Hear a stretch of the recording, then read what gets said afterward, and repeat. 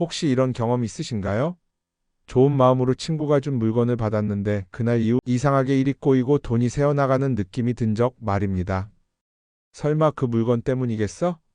하고 넘겼지만 이상하게도 그 뒤로 집안 공기가 무겁고 가족 간 다툼이 잦아졌다는 사람들의 이야기가 생각보다 많습니다. 이건 단순한 우연이 아닙니다. 풍수에서는 타인의 물건은 타인의 기운을 품는다고 말합니다. 즉, 남이 쓰던 물건을 받는 건 그 사람의 운까지 함께 드리는 일입니다. 그 운이 좋으면 괜찮지만 그렇지 않다면 내 복이 빠져나가고 재물이 막힐 수도 있죠. 오늘은 여러분의 집안에 혹시 모르게 들어와 있는 받는 순간 복이 막히는 물건 3가지를 알려드리겠습니다. 특히 3번째 물건은 아무리 비싸도 절대 받으면 안 된다고 조상들이 경고한 물건입니다. 끝까지 보시고 여러분의 복을 지키는 지혜로 삼으시길 바랍니다. 풍수에서는 모든 물건이 하나의 생명처럼 기운을 품고 있다고 봅니다. 그 물건이 만들어진 재료, 그걸 사용한 사람의 감정, 그 공간에 머물렀던 시간까지 모두 흔적으로 남습니다. 그래서 물건을 주고받는 일은 단순한 물질의 교환이 아니라 보이지 않는 기운과 운의 흐름을 옮기는 행위로 여겨왔습니다.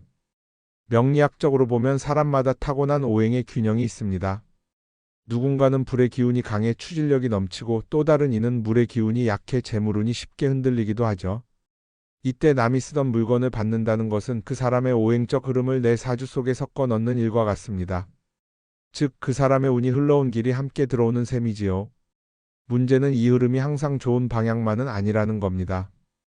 만약 그 물건의 주인이 최근에 금전적으로 어려움을 겪었거나 삶의 균형이 무너진 상태였다면 그 탁한 기운이 고스란히 물건에 스며들어 내 공간으로 옮겨옵니다. 그 순간부터 내 복이 새어나가고 집안의 기운이 뒤틀리며 불안정해질 수 있는 것이죠. 풍수에서는 이를 기운의 전이라고 부릅니다. 집은 생명체와 같고 물건은 그 안을 순환하는 혈관입니다. 그 혈관 속으로 남의 기운이 섞이면 몸의 순환이 흐트러지듯 복의 흐름도 막히게 됩니다. 결국 내 복을 지키는 가장 확실한 방법은 하나입니다. 내 공간의 기운은 내 손으로만 채우는 것. 이제부터 그 원리를 바탕으로 받는 순간부터 재물의 문이 닫히는 3가지 물건을 살펴보겠습니다. 첫 번째 물건. 시든 식물과 병든 동물. 여러분, 집안의 식물은 단순한 장식이 아닙니다. 풍수에서는 식물이 목의 기운을 대표한다고 봅니다. 목의 기운은 생명력, 성장, 회복을 의미하지요. 하지만 이 목의 기운이 약해지면 가정의 활력도 함께 꺼지고 재물의 흐름이 끊기기 시작합니다. 그래서 시든 화분, 누렇게 변한 이 목은 병든 동물을 받는 행위는 매우 위험하다고 합니다. 그건 단순히 죽어가는 생명을 받는 것이 아니라 쇠락한 목의 기운을 드리는 일이기 때문이죠. 죽어가는 기운은 집안의 생기와 복을 흡수하면서 결국 사람에게까지 피로와 불운을 불러옵니다. 제가 상담했던 한 60대 부부의 사례를 말씀드릴게요.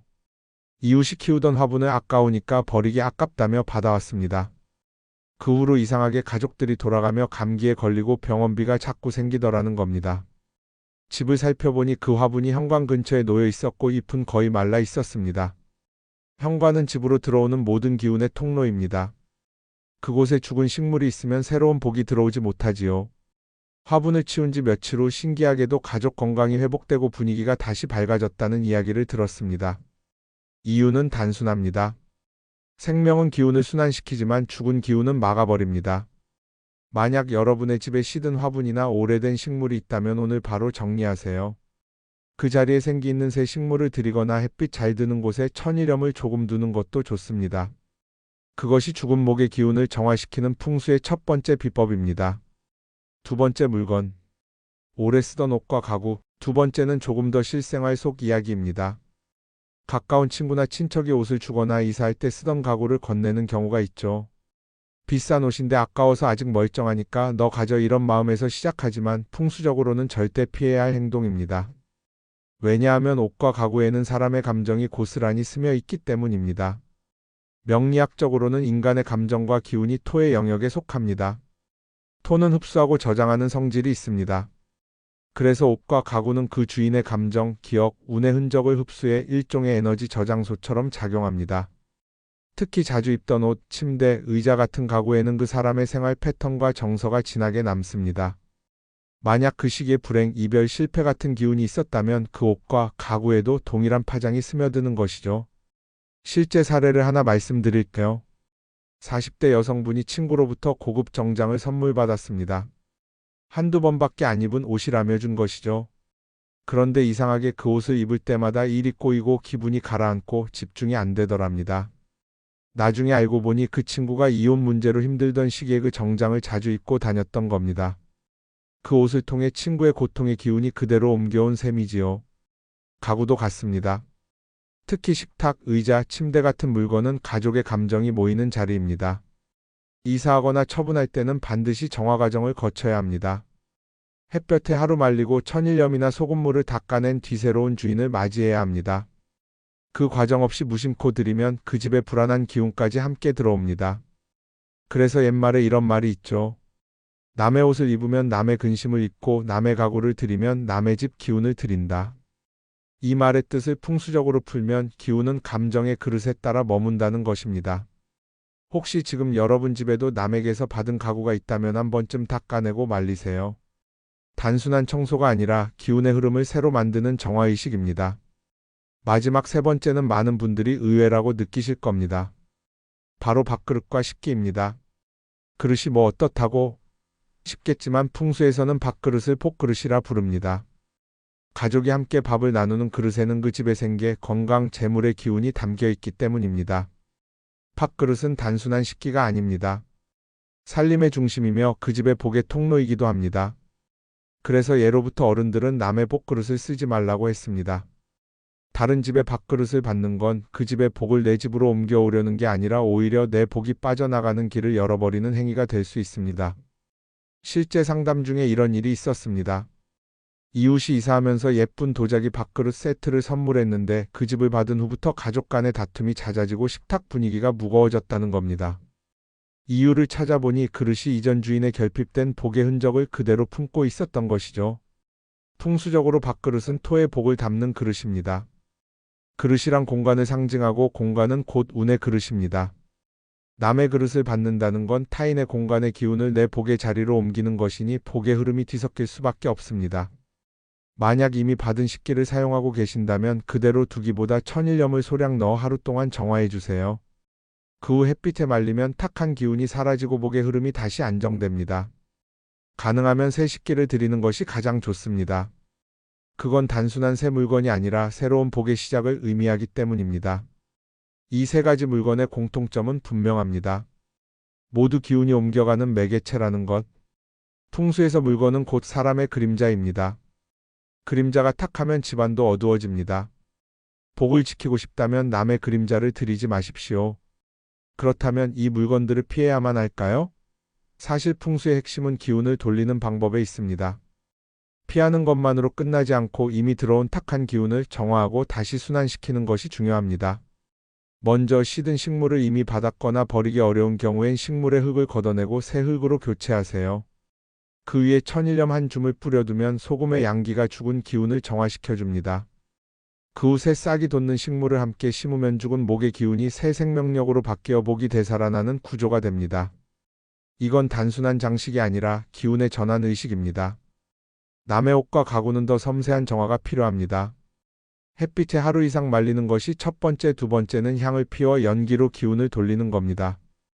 풍수에서는 연기가 오행의 공기를 움직여 공간의 탁기를 밀어낸다고 보지요. 이때 백단향이나 쑥향이 가장 좋습니다. 이 과정을 거치면 물건에 남은 감정이 자연스럽게 사라지고 그 물건이 새 주인에게 맞는 새로운 기운을 품게 됩니다. 그리고 마지막 식기류. 만약 꼭 써야 한다면 반드시 소금물로 닦아내세요.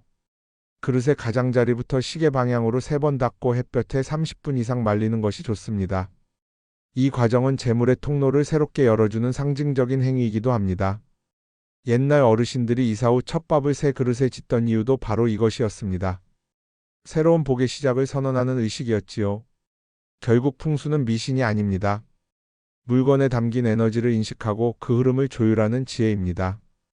받지 말아야 할 물건을 구별하고 이미 들어온 기운을 바르게 정화하는 것. 그것이 복을 지키는 가장 실질적인 풍수 실천입니다. 지금까지 살펴본 세 가지 물건 기억나시죠? 시든 식물, 남이 쓰던 옷과 가구, 그리고 밥그릇과 식기. 이 세 가지는 모두 눈에 보이지 않는 기운을 머금은 물건입니다. 겉으론 멀쩡해 보여도 그 안엔 이전 주인의 감정, 기억, 운의 흐름이 함께 남아있지요. 그래서 풍수에서는 이런 물건을 기운의 그릇이라고 부릅니다. 복이 막히는 집의 공통점은 바로 이 그릇에 낯선 기운이 섞여 있다는 점입니다.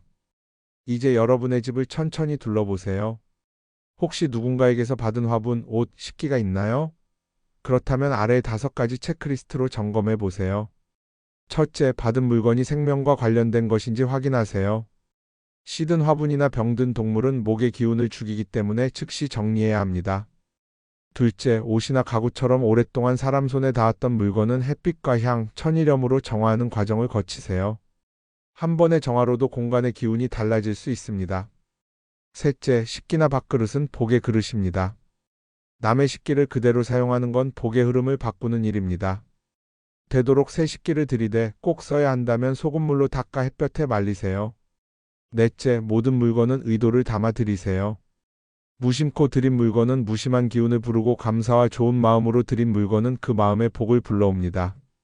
마지막 5째, 정기적인 점검을 생활화하세요. 집안의 물건을 주기적으로 살펴보고 필요 없는 것은 버리는 것, 그게 곧 복을 쌓는 가장 현실적인 풍수 실천입니다. 이 5가지를 꾸준히 실천하면 집안의 기운이 한결 가벼워지고 머물던 복이 다시 흐르기 시작할 겁니다. 여러분, 풍수의 핵심은 복을 빌기보다 복이 머물 자리를 만드는 것입니다. 좋은 기운이 들어올 공간이 정리되어야 재물도 사람의 인연도 건강의 기운도 함께 들어올 수 있습니다. 남의 물건을 받지 말라는 말은 단순한 미신이 아닙니다. 그건 곧 남의 인생의 무게를 대신 짊어지지 말라는 삶의 지혜입니다. 누군가의 운명을 담았던 물건을 떠안으면 내 인생의 균형이 그만큼 흔들릴 수 있기 때문이죠. 결국 복은 멀리 있지 않습니다. 내가 머무는 공간이 맑고 내 손이 닿는 물건이 깨끗하며 내 마음이 고요할 때 그 복이 자연스럽게 머뭅니다. 오늘 영상이 여러분의 공간과 마음을 새롭게 비워내는 계기가 되길 바랍니다.